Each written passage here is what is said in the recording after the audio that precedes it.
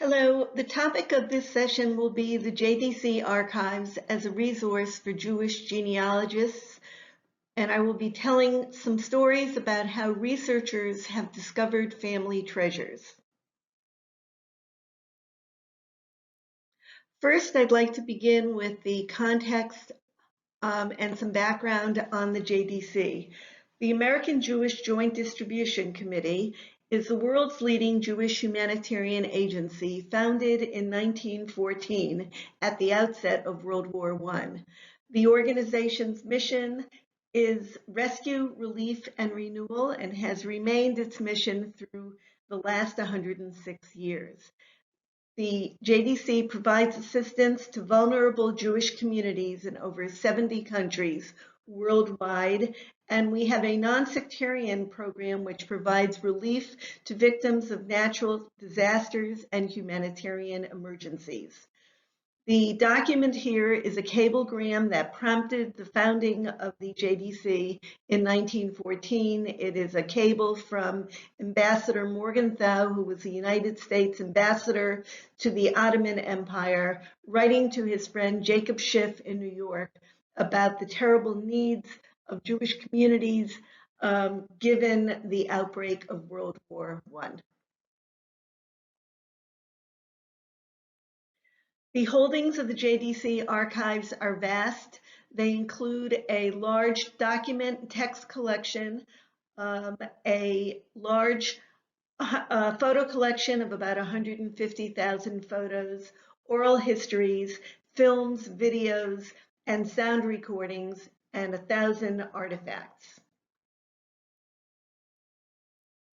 We established a names index beginning in about 2011 or 12. It currently has 600,000 names and spans 60 years of JDC history from 1915 to 1973.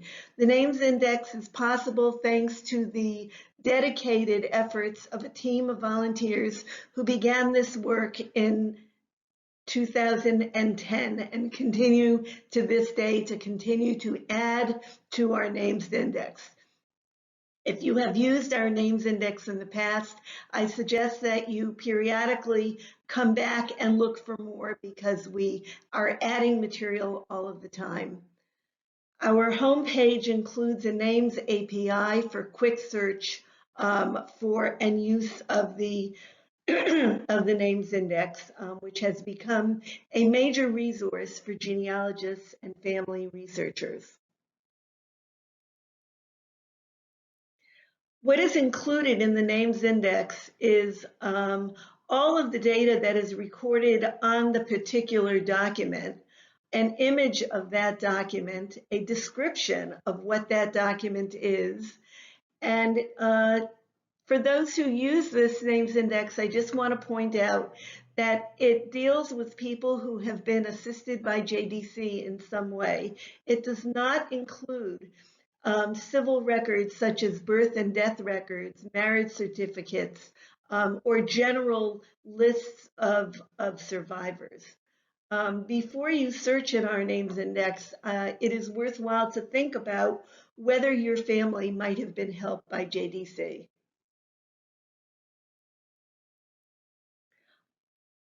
A quick search from our home page can be done. Here is a slide of the names index. You can enter the surname only or the full name. It is also possible to do an advanced search within our database. To do that, you go to our database, you search in the names collection, and then you do an advanced search, and you can add a number of different variables such as a name, a ship name, a given name, a surname, a location, and the search will be able to work with a number of different parameters at the same time. It is also possible in our system to do a fuzzy search, and you can combine that with Boolean operators. We have created what we call a primary list of our list of lists, which is available on our archives website. It includes the list of all of the lists that have been indexed in our names index. The list of lists is organized by chronological order with a very brief description of what the list is, a PDF of that list, and a list, in some cases, of the various sublists in that category. We see in the example here early remittance lists, and you can see that they are listed by a number of different remittance lists to different countries.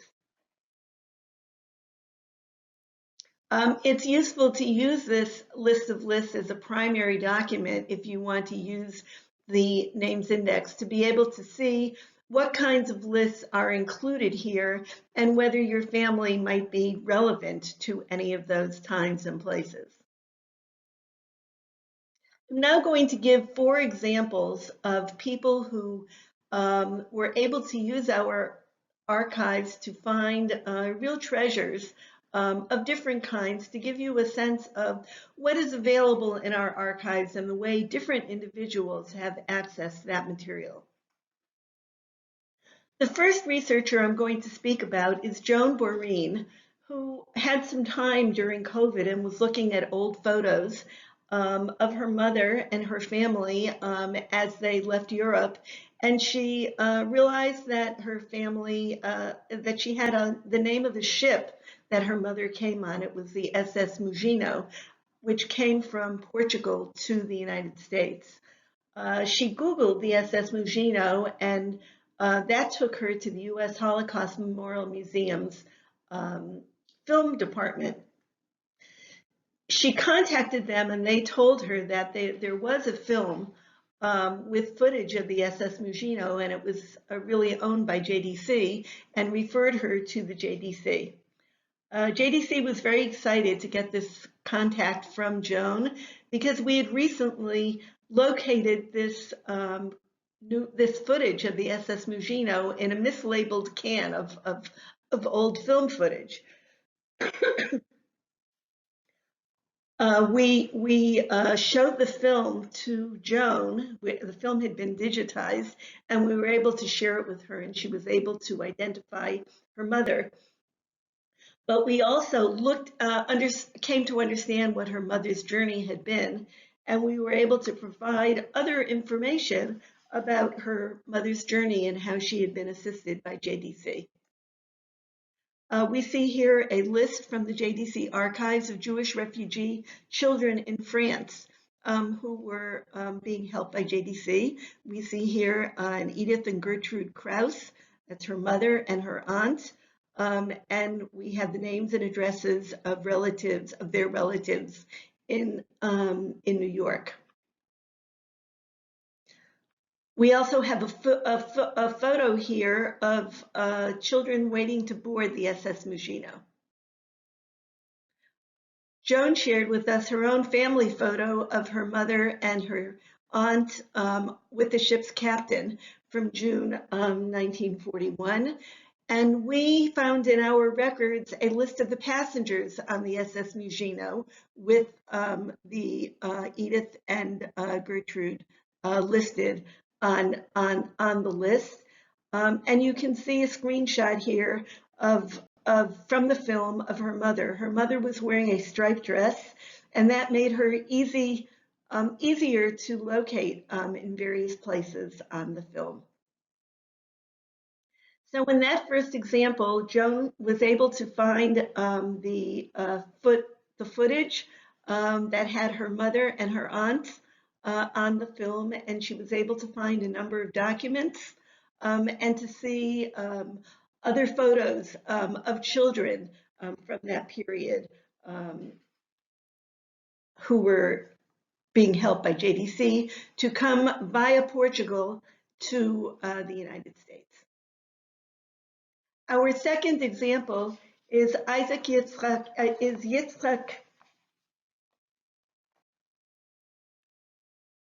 Yitzhak Mendel Gantz, who I believe is a relative of Hadassah Lipsius's sister-in-law.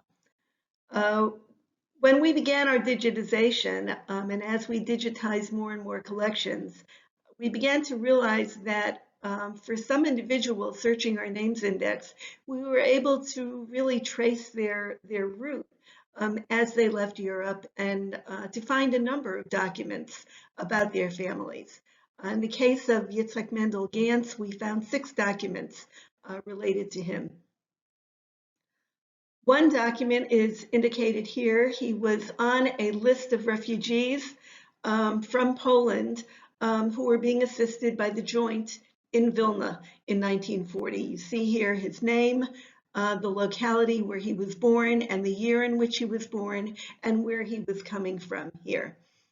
We also have a photo from that period of Jewish refugees in Vilna.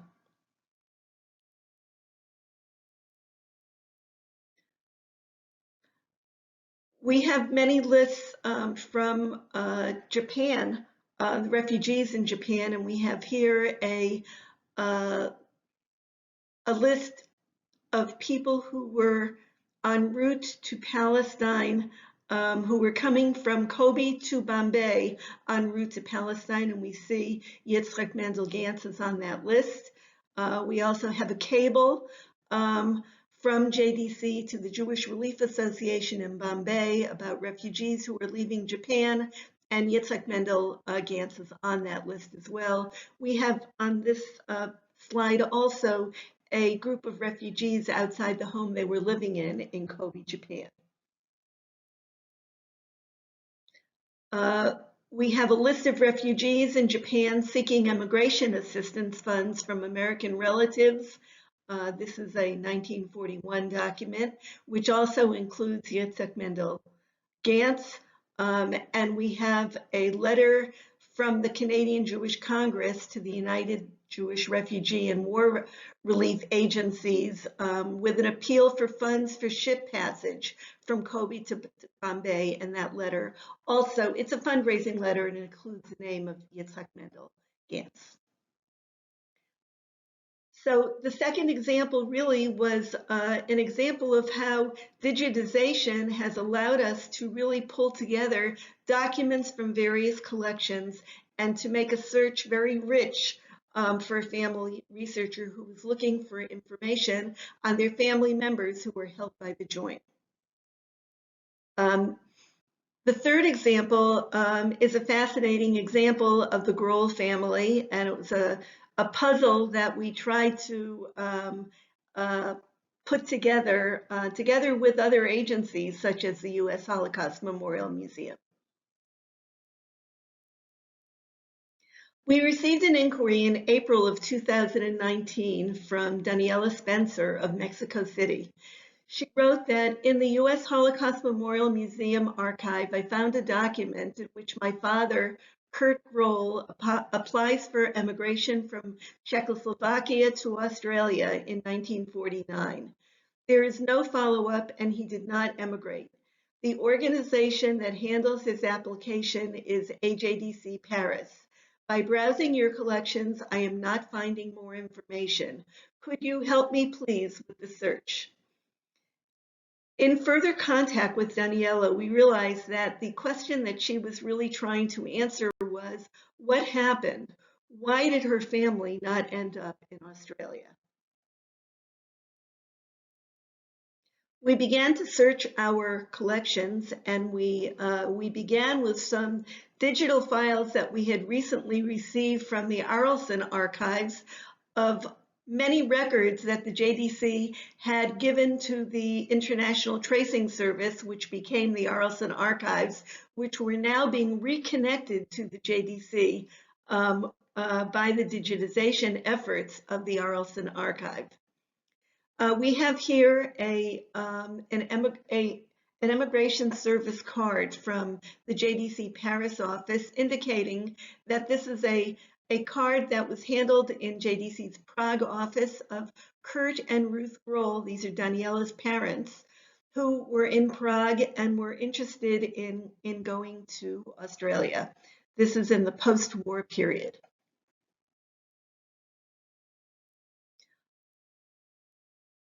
JDC's post-war collections from the office of the JDC in Prague were confiscated by the communist government when JDC was expelled in January of 1950. So we did not, for many years, have our Prague office records, but in the last year, we were able to receive a digital copy of those records thanks to the efforts of the U.S. Holocaust Memorial Museum. And we have digital records of all of our case files from the Prague office. So that was the first place that we began to look, and we realized that there was a case file for the Grohl family. We learned from the case file that there was a whole dossier of papers that were prepared as an application to the Australian Jewish Welfare Society for emigration to Australia. We learned about the vocational background of the Grohls. We learned about their knowledge of English and their full file was sent in January of 1941 to the Australians. And the last document in the file was as follows.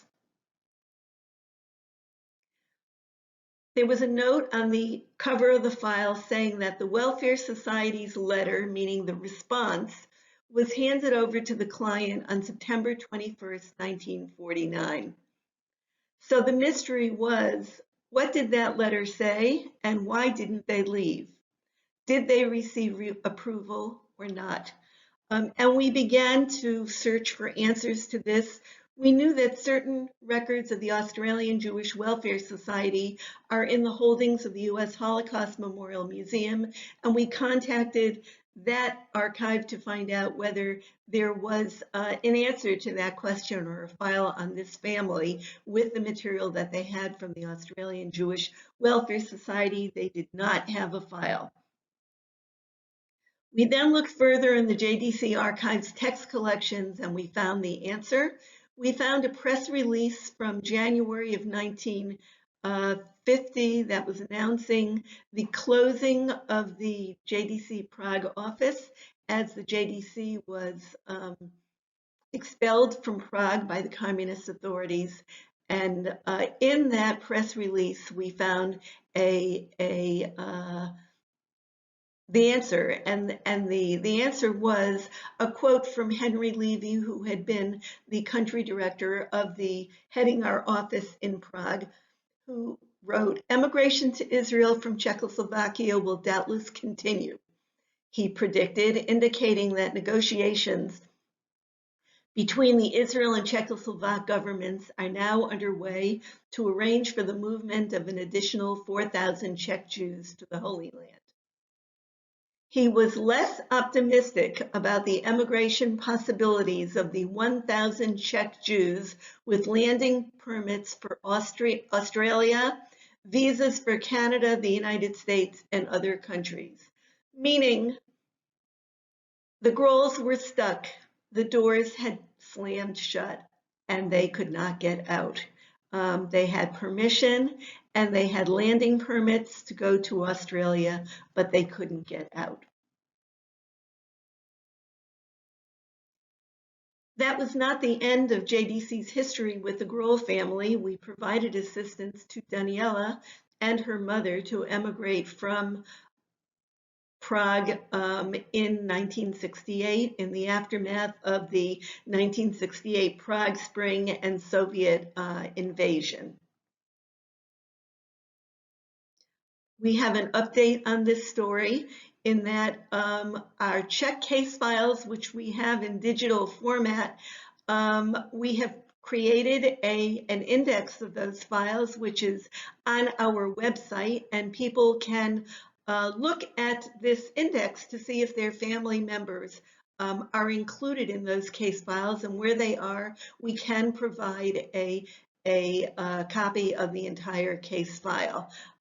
We have received about requests already for probably close to 100 case files.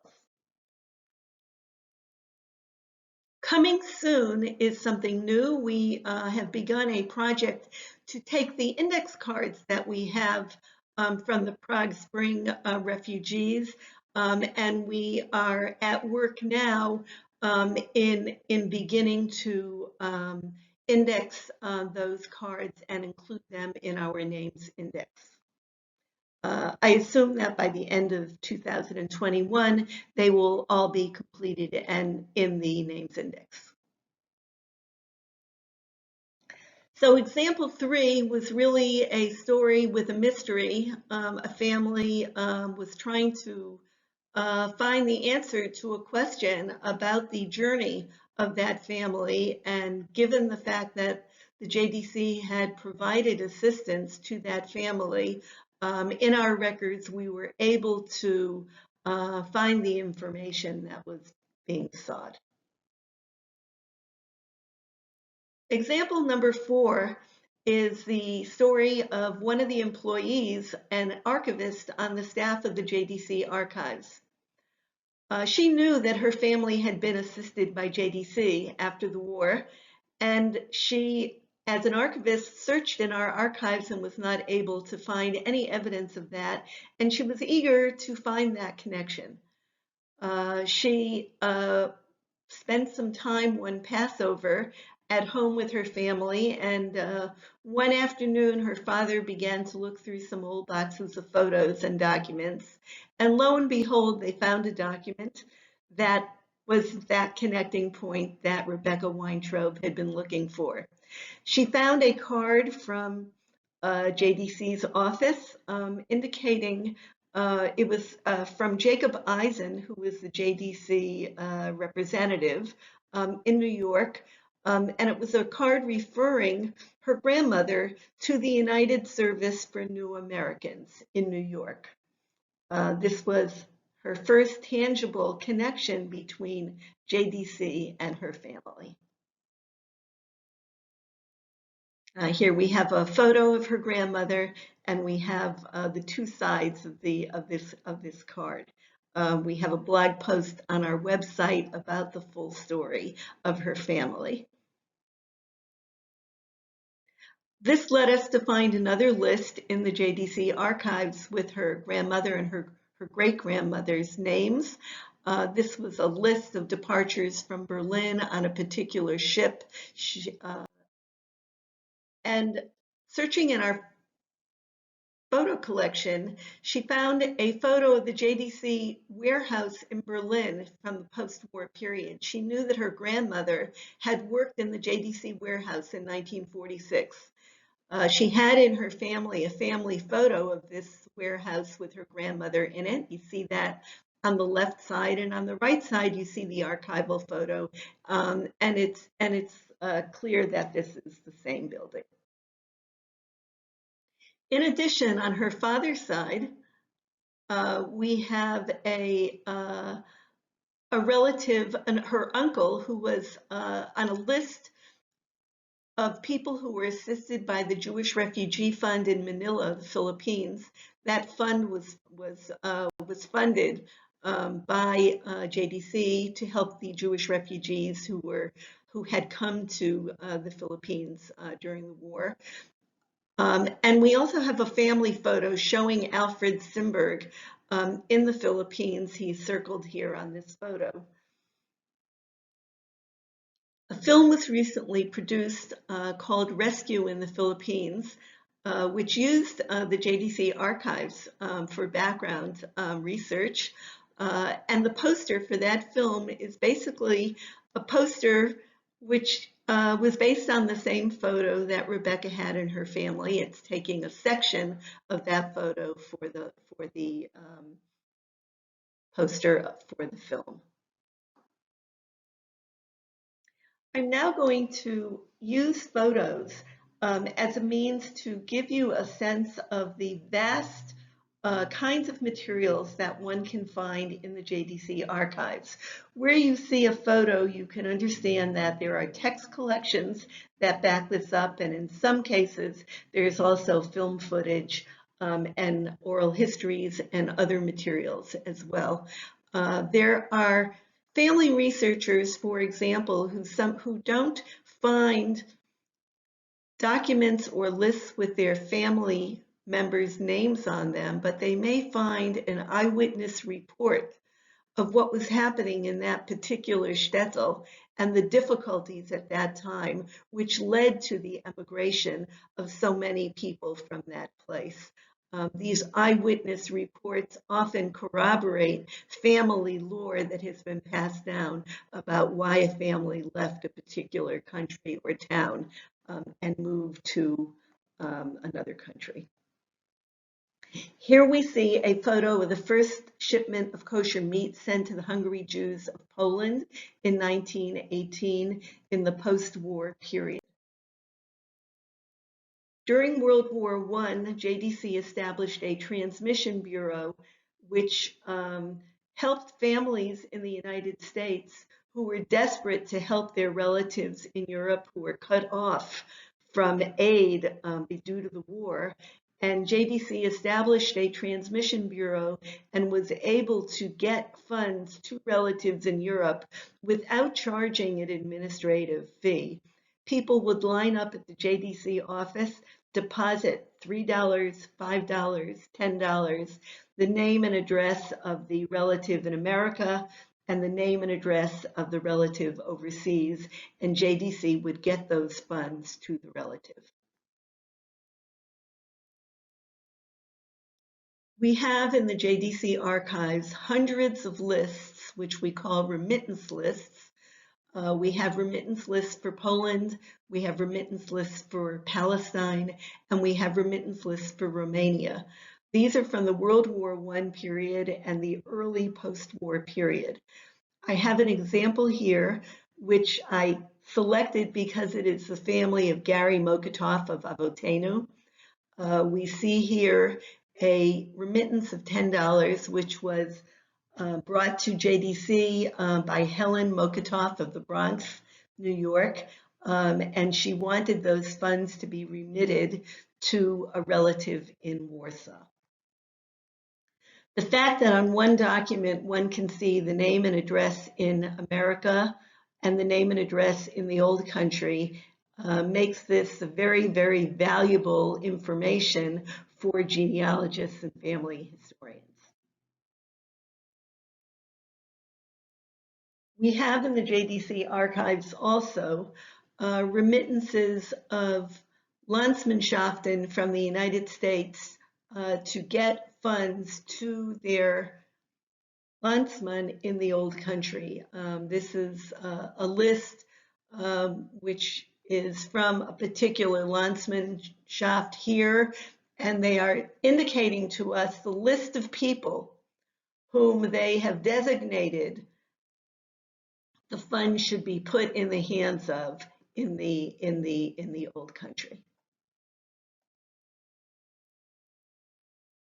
Our collection, as I indicated, is very rich in photographs. We have here a kindergarten and community school in Białystok from 1917, starving refugees in Rivne from 1921, and Jewish war orphans in Dubno in 1922.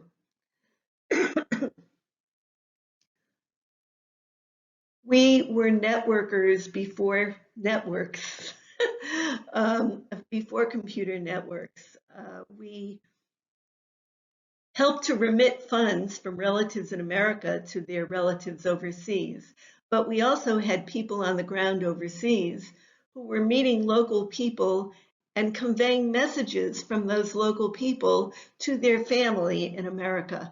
And we have here an example of such a list from a community called Korzec, and we have the name and address of relatives in America and the request from their relative from Korzec. Somebody would need an affidavit or would need X $100 to be able to apply for something or to be able to leave, and they would provide us with the name and address on both sides and what was needed. JDC would then the field people would convey these records to the New York office, which would then reach out to these relatives for which it had names and addresses here. This photo is also from Rivne from 1921 at a soup kitchen. And this photo is from Alexandrovsk, currently known as Zaporozhye, the opening of JDC Soup Kitchen. You can see here the poverty. You can see a sign, a Russian sign that says joint.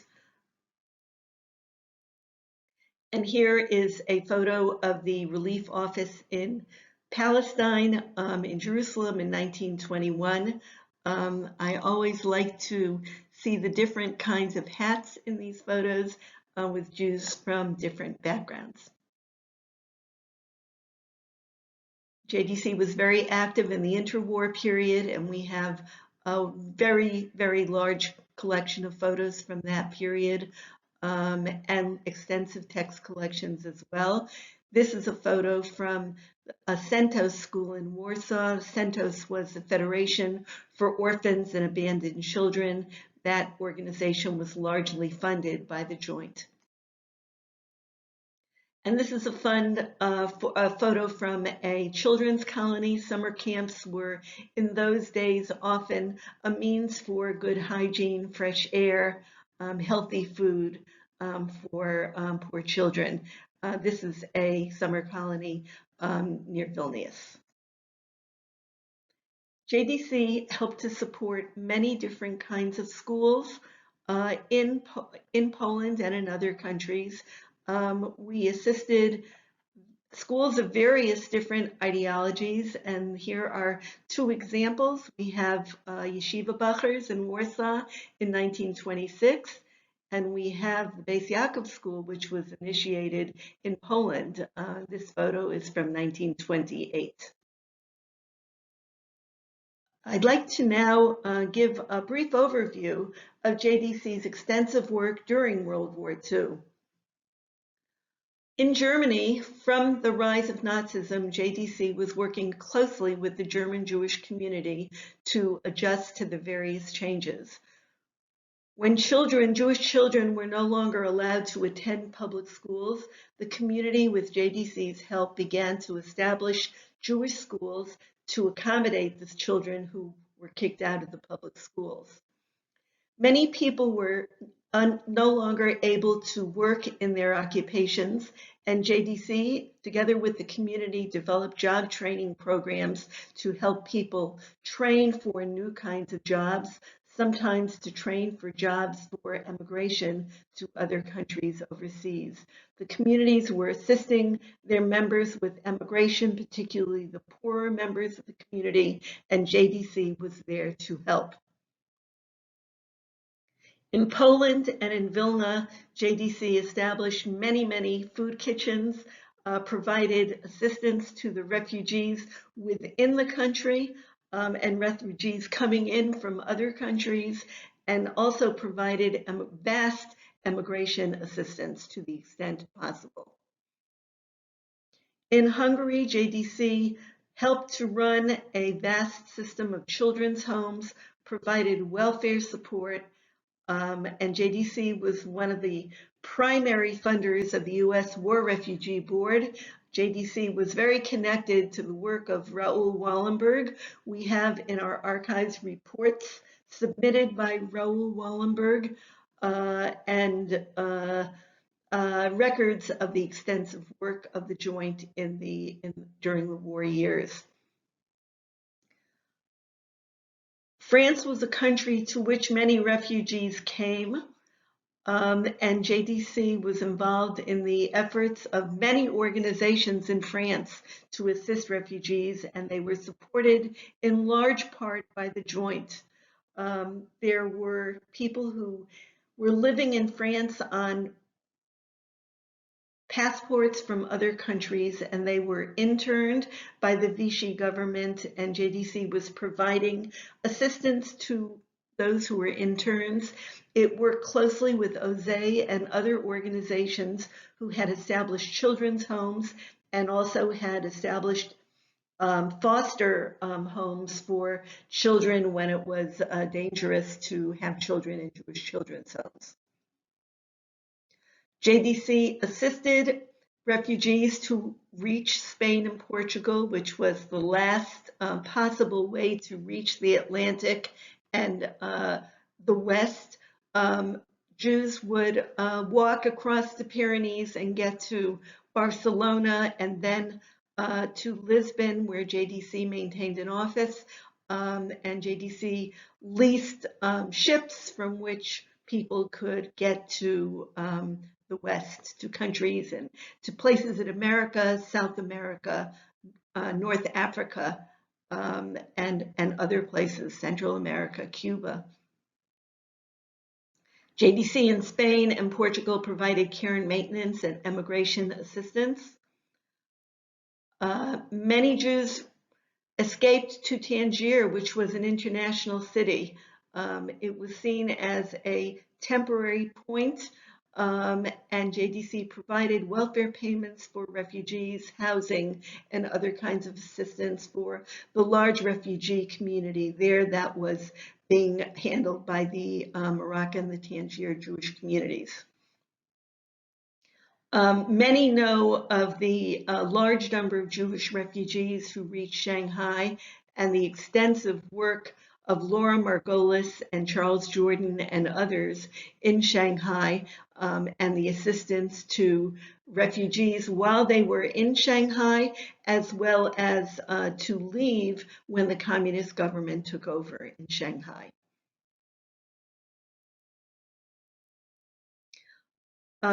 JDC was operating in the early years in the Warsaw Ghetto, and here is a photo of the JDC soup kitchen in the Warsaw Ghetto. As soon as the United States entered the war in December of 1941, JDC was no longer able to operate officially in beyond the lines of the war. The former employees, the local employees of the Warsaw office in Poland, continued their work to the extent that they could in the Warsaw Ghetto. In fact, Emanuel Ringelblum had been an employee of the Joint.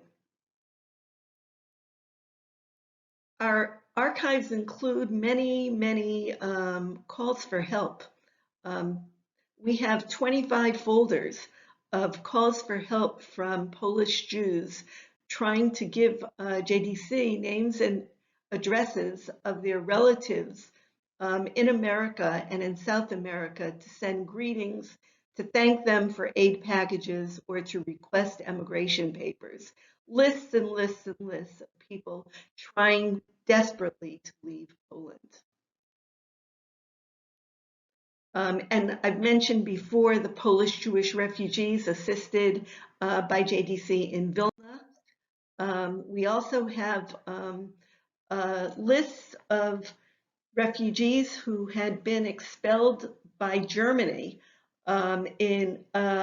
because these were people who had been Polish citizens who had emigrated years before to Germany, but did not have German citizenship and were expelled in the late 1930s, 38, I believe, from Germany to a no man's land between Germany and Poland. JDC set up a relief effort, which was led in large part by Emanuel Ringelblum of the JDC Poland office at the time. And we have lists and lists of refugees who were assisted by JDC in Spangen and in other border communities at the time. These lists have a great deal of information, including addresses of relatives in the United States. And JDC, again, was a networker. Received this information. The aid was given to the extent possible in the field in Poland, in Spangen. But the New York office was sent these lists so that we could reach out to the relatives to see if they could help. This is another list from the list of Vilna refugees in Vilna who were being assisted by the Joint. This particular document has over 10,000 names on it. It included many leaders of Zionist parties in Poland, various stripes. It includes names of famous rabbis, including Rabbi Aaron Kotler, who started the Lakewood Yeshiva.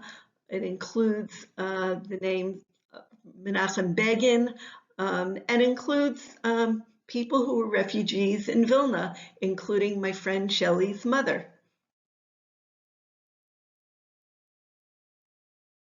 We have many lists of refugees who were assisted by JDC in Kobe, Japan. These are people who largely were connected to yeshivas who emigrated from Poland via Vilna and then Siberia to Kobe with the assistance of JDC, and were also assisted in Kobe by JDC. All of the lists that we have from Kobe have been indexed and are in our names index. We also have some lovely photos from Kobe.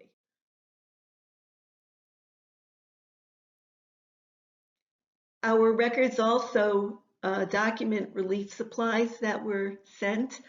This photo is a historic, important document in itself. It shows clothing packages sent from Palestine via Iran and Iraq to Polish Jewish refugees in the Eastern republics of the Soviet Union. And this is a list of the recipients of those packages, Polish refugees in Russia with names and addresses. Somebody on the JDC Archives committee had family who had been left Poland during the war and been brought to the, evacuated to the Soviet Eastern republics in Tashkent. She found her family's name and address on this list, and she used Google Maps to find a picture of the home that looked like the same home that had housed her family during the wartime period. JDC also shipped medical supplies to the Polish refugees in the Soviet Union. And in the post-war period, I don't need to tell you how desperate the situation was and the tremendous needs. JDC resumed its work in Eastern Europe, in Hungary, in Poland, in Romania, in Czechoslovakia, and elsewhere after the war. It created a tracing service. Families in America were desperate to get news of their loved ones, and survivors were desperate to reconnect with family, both in Europe and abroad. JDC provided emergency relief for survivors and refugees, medical care, food, housing, clothing.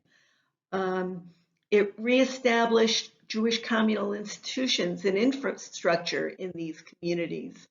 And it continued this massive aid until in some countries, when the communists entered, JDC was expelled in the late 40s generally. JDC was involved in assistance to survivors.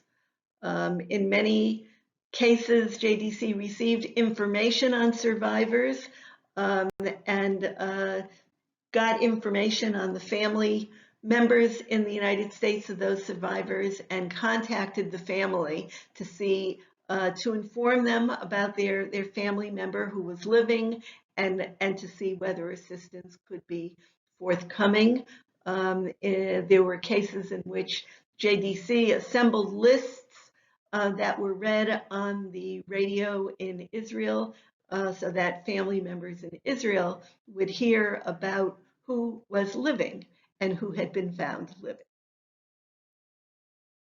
JDC provided immigration assistance in many, many different countries. We have here a handwritten list of Jewish orphans who were helped by JDC to go from Poland after the war to France en route to Palestine. We have the other list here is a list of rabbinical students in Shanghai.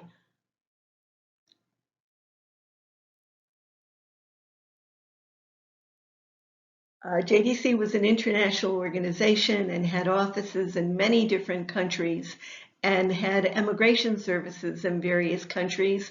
Those, those offices were in touch with each other to try to see if they could reconnect families who had ended up in different countries after the war, and many families were reconnected with the help of the JDC. The immigration office in Warsaw helped people from Poland, and the immigration service in Munich and in Vienna after the war were assisted people who were to emigrate. And this is for people, largely people who were in DP camps at the time. The organization dealt with many tracing inquiries, and this communication among the JDC offices really was very effective. JDC was instrumental in the establishment of a central location index in the United States, and then in London, to be able to assist families who were running around to a zillion different organizations, trying to see if anyone could find any word of their family. And this effort was centralized through one central location index, and all of the information was funneled to this one place, and much of the information about survivors came in from JDC or from the International Red Cross. Many people who were born during the war or after the war were left with many questions. How did their family get from place to place? Who funded it?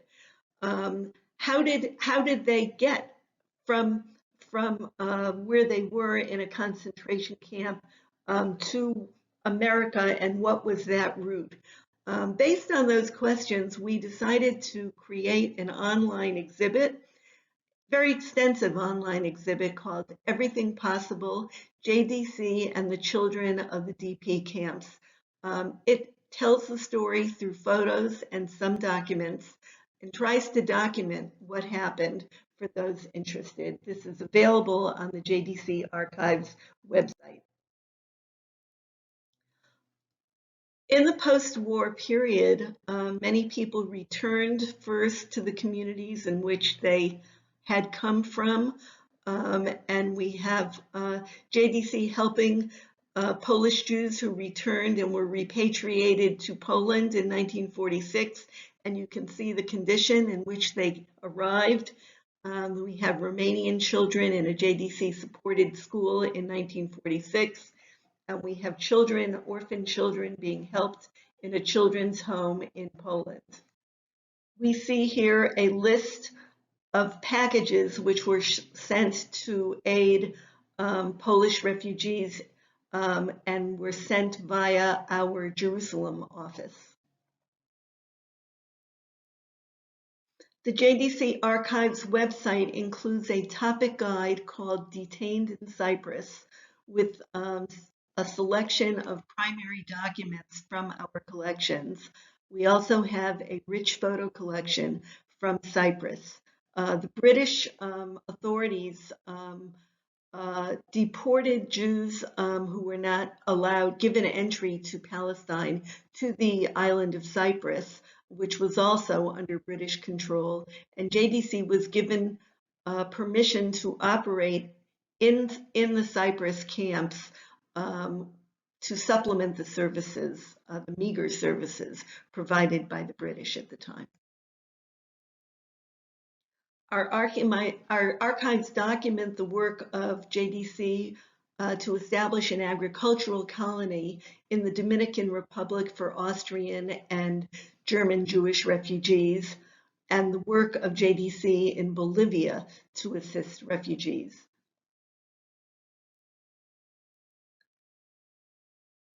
I've already mentioned the work in Tangier, and we have a lovely photo collection from that period. We also have extensive records on the work of JDC beginning primarily in the late 1949 in various North African Jewish communities. JDC was very active in Morocco, in Tunisia, in Algeria, in Libya, and in Egypt. These photos are from the island of Jerba, where JDC still operates today, in Tunisia.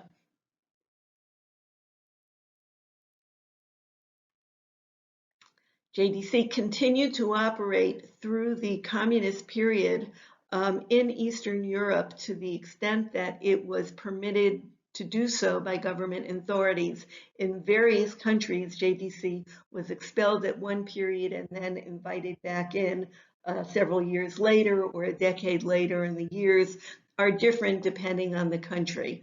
In 1958, in Poland, when a new group of Jews were repatriated from the Soviet Union to Poland, the government authorities invited JDC to return to be able to assist the many Jewish repatriated families.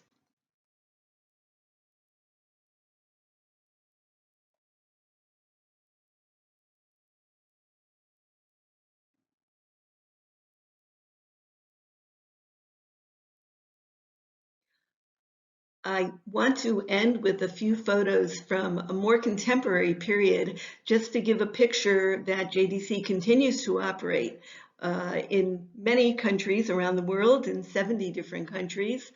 And this photo here is a photo from Kiev of our work with the elderly, the Jewish elderly.